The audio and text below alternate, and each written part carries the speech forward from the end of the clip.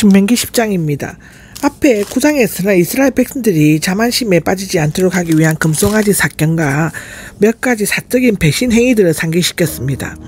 본장은 내용적으로는 앞장의 사건을 여러 다른 각도에서 새삼 조명하고 있지만 십계명 첫 두 돌비가 깨어졌지만 다시 수여해준 외적인 사실에 대해서 말했다면 여기는 금송아지 사건으로 깨어진 언약 관계를 회복시키는 이스라엘의 선민의 지위를 허락하신 내적인 의미에 대해 강조함과 동시에 이스라엘과 하여금 하나님의 은혜에 감사하고 그의 뜻을 따라 살아가야만 한다고 일깨워주고 있는 것입니다. 새로운 두 번째 십계명 돌판이 1절에서 5절까지 기록되어 있는데 하나님과 이스라엘 사이에 맺어진 언약이 출애굽기 19장에 나오죠. 그 증거인 첫 번째 두 돌판은 백성들이 우상 숭배를 함으로써 일방적으로 파괴되었죠. 출애굽기 32장에 나옵니다. 모세는 그 돌판을 깨뜨려 버렸습니다.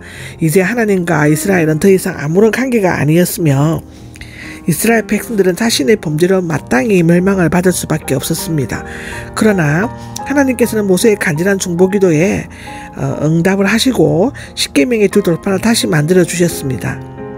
이로 말미암아 파괴되었던 언약은 다시 회복되었죠. 출애굽기 33장에 기록되어져 있습니다.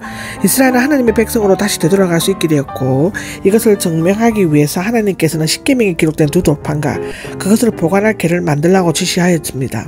모세는 하나님께로부터 새로운 십계명판을 받아 언약궤 안에 보관하였죠.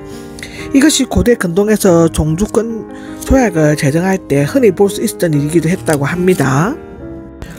이스라엘의 체제를 정비하는 것이 6절에서 11절까지 기록되어 있는데요. 금송아지 숭배 사건으로 파괴됐던 언약관계가 회복된 데 이어 이스라엘 백성이 강야 생활을 하면서 장차 제사장 나라가 되기 위해 체제를 정비하고 신정국가로서의 기틀을 마련한 사실이 되돌아보고 있는 것입니다. 엘아살이 제사장직을 개성하였다고 6절에 나오는데 대제사장 아론이 호르산 즉 모세라는 그 근처에서 죽자 출 이집트 제40년 5월 1일입니다. 민수기 33장에 나오죠. 그의 아들 엘아살이 뒤를 이어 제사장직을 계승하였습니다. 민수기 20장에 나옵니다. 여기에서 아론의 죽음이 언급된 것은 여호와께서 역시 수년 전에 호렙산에서 아론의 목숨을 살려달라고 했던 모세의 간구도 들어주심을 나타내기 위함이죠. 레위지파에서 성막봉사를 맡기 8절에서 9절에 나오는데 하나님께서 레위지파를 구별하여 성막봉사와 제사 직무를 수행케 하심으로써 하나님과 이스라엘 백성의 사이에 끊임없는 영적 교제가 지속되고 있음을 나타내고 있고요. 민수기 3장에도 기록되어져 있고 8장에도 기록되어져 있습니다.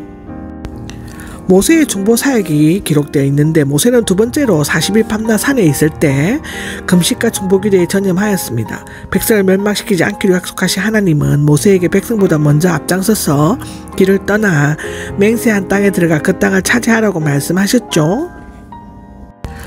12절에서 22절까지는 이스라엘의 선택 때문에 여호와를 사랑하라는 송계가 나와 있습니다. 하나님의 큰 은혜를 입은 이스라엘이 하나님을 사랑하고 그의 계명에 순종하는 것은 은혜를 받은 자의 마땅한 도리이며 그를 향한 하나님의 뜻인 것이죠. 첫째로는 하나님께 대한 도리인데 모세는 여호와께서 요구하시는 것이 무엇이냐고 묻고는 지켜야 할 도리에 대해서 네 가지로 언급하고 있습니다. 첫째, 하나님을 경외하라. 둘째, 하나님의 모든 길을 따라가라. 셋째, 하나님을 사랑하라입니다. 하나님을 나보다 먼저 생각하고 인격적인 애정을 보여야 한다는 것이죠. 네 번째는 하나님을 섬기라입니다. 마음과 성품을 다하여 하나님을 섬기고 그의 일에 온전히 헌신해야 한다는 것이고 다섯 번째는 하나님의 계명과 규례를 지켜라입니다. 여호와의 계명과 규례를 지키는 것은 무거운 짐이 아니라 자신의 행복을 위한 것이죠. 하나님의 속성에 대해서 17절에서 22절까지 기록합니다. 하나님의 유일성, 신들 가운데서 신이 주 가운데 주죠. 하나님의 전능과 공의성, 자비성 이 모든 것을 강조함으로써 하나님의 속성을 완전히 깨달아라 알아. 그가 원하시고 기뻐하시는 뜻에 올바르게 준행해야 할 것을 교훈하고 있습니다.